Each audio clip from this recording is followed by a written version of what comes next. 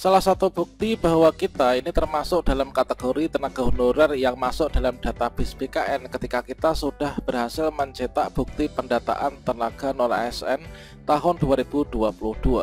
Nah, untuk teman-teman yang masuk dalam database BKN nanti akan menjadi fokus utama pengangkatan P3K di tahun 2024. Nah, teman-teman yang masuk dalam pendataan database BKN nanti akan ada yang diangkat menjadi P3K full time dan juga P3K part-time ya, atau P3K penuh waktu dan juga P3K paruh waktu.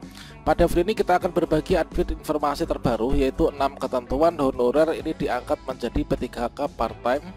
Dan tentunya ini teman-teman tenaga honorer yang masuk dalam database BKN ini wajib tahu ya.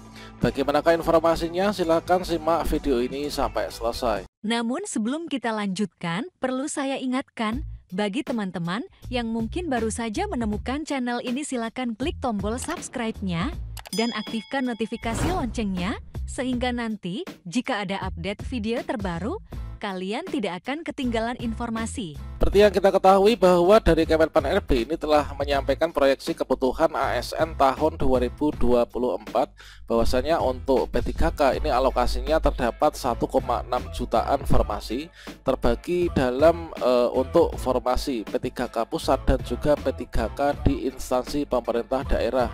Dan teman-teman tenaga non ASN yang sudah masuk dalam database BKN ini menjadi fokus utama dalam pengadaan ASN tahun 2024 dan sudah sedang dipersiapkan untuk kebijakan pengadaan ASN di tahun 2024. Kalau misalkan kita melihat pada profil tenaga non ASN sendiri, di sini terdiri dari berbagai macam jenjang pendidikan ya, dari teman-teman yang masuk dalam database BKN ini, mulai dari ijazah SD, SMP, kemudian SMA hingga S1 teman-teman.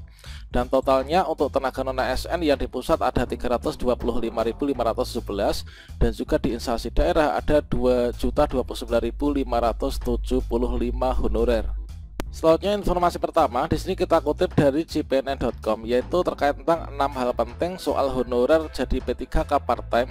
Maka teman-teman di sini harus mencermati kriterianya. Seperti yang kita ketahui bahwa pemerintah ini memberikan formasi khusus bagi teman-teman honorer untuk jalur P3K. Honorer yang melamar dan memenuhi lowongan formasi diangkat menjadi P3K penuh waktu atau full time. Kemudian honorer yang melamar tetapi tidak memenuhi lowongan formasi ini akan diangkat menjadi P3K paruh waktu teman-teman. Seperti yang disampaikan oleh Menpan RB Bapak Azwar Anas, yaitu menegaskan komitmen pemerintah ini menempatkan masalah penyelesaian tenaga non ASN atau honorer ini sebagai prioritas ya. Sejumlah langkah dilakukan pemerintah untuk melakukan penataan tenaga non ASN atau honorer, salah satunya melalui seleksi P3K 2024. Penataan tenaga non ASN dilakukan secara bertahap. Pemerintah, DPR, DPD bersama para pemangku kepentingan lain punya komitmen yang sama untuk melakukan penataan tenaga non ASN secara lebih baik teman-teman. Dan Bapak Anas mengatakan bahwa salah satu bukti konkret penataan tenaga honorer diantaranya adalah kebijakan melarang PHK massal honorer tahun 2023. Kemenpan RB juga menerbitkan surat ke seluruh instansi pusat sampai dengan daerah agar tetap mengalokasikan pembiayaan bagi honorer pada tahun 2024 ini. Kebijakan penataan honorer akan terus dilakukan sesuai arahan Presiden Jokowi, salah satunya yaitu melalui jalur rekrutmen sehingga para honorer ini bisa diangkat menjadi ASN secara bertahap. Termasuk di tahun ini juga digelar rekrutmen CASN yang diantaranya memberi ruang bagi para honorer, ini kata Menteri Anas ya, yaitu dikutip dari keterangan resmi Humas Kemenpan RB. Seleksi calon ASN 2024 menyediakan formasi CPNS dan juga P3K dengan jumlah total mencapai 2,3 juta formasi. Selanjutnya dari jumlah tersebut, kuota 2024 mencapai kurang lebih 1,6 juta formasi. Instansi pusat mendapat formasi 429.183 yang terdiri dari 207.247 CPNS dan 221.936 P3K. Formasi tersebut merupakan gabungan untuk guru, dosen, tenaga kesehatan, dan juga tenaga teknis. Adapun formasi instansi daerah sebesar 1,8 jutaan yang terdiri dari 483 ribuan CPNS dan juga 1,3 jutaan formasi untuk P3K. Formasi P3K di instansi daerah dialokasikan untuk guru sebanyak 419.146, tenaga kesehatan sebesar 417.196, serta 547.416 formasi untuk tenaga teknis. Seperti yang dikatakan, dengan seleksi P3K 2024, pemerintah akan melakukan penataan tenaga non-ASN di instansi pemerintah. Seleksi P3K ini berfokus utama pemerintah untuk melakukan penataan pegawai non-ASN di instansi pemerintah. Selanjutnya terkait tentang ini, yaitu sebagian honorer ini nanti akan menjadi P3K part-time atau P3K paruh waktu, teman-teman. Menteri Anas menjelaskan sebagaimana kesepakatan Kemenpan RB BKN Komisi 2 DPR RI terkait penataan tenaga non-ASN yang terdaftar dalam database BKN diselesaikan dengan mengikuti seleksi CASN 2024 untuk menggambarkan kualitas dan kemampuan kompetensi masing-masing yang penilaiannya ini dilakukan melalui pemeringkatan yaitu terbaik secara berurutan, teman-teman. Dan kemudian akan ditetapkan menjadi P3K penuh waktu sesuai kemampuan keuangan pada instansi pemerintah masing-masing.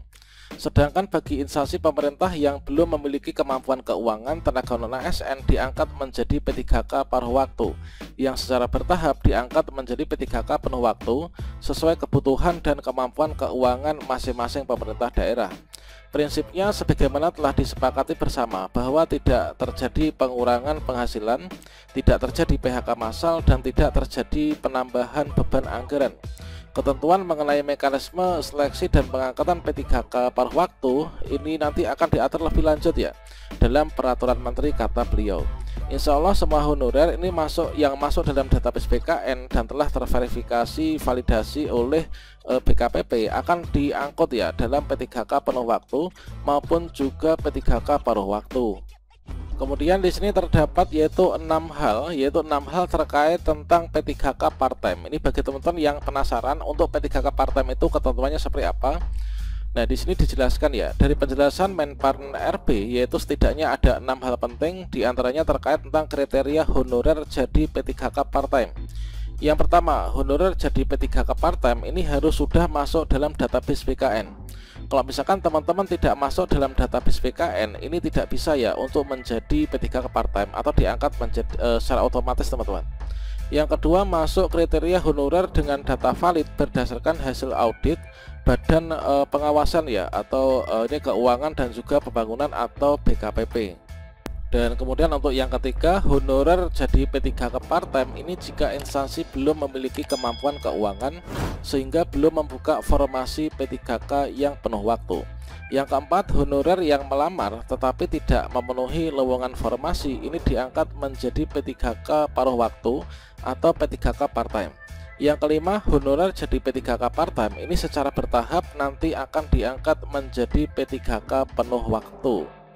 Dan yang keenam, yaitu mekanisme seleksi dan pengangkatan honorer jadi P3K part-time ini nanti akan diatur dalam peraturan menteri, teman-teman. Jadi kita pantau saja nanti untuk kebijakan lanjutannya. Semoga entah itu P3K part-time ataupun juga P3K full-time, semoga di tahun ini kita bisa diangkat menjadi ASN P3K.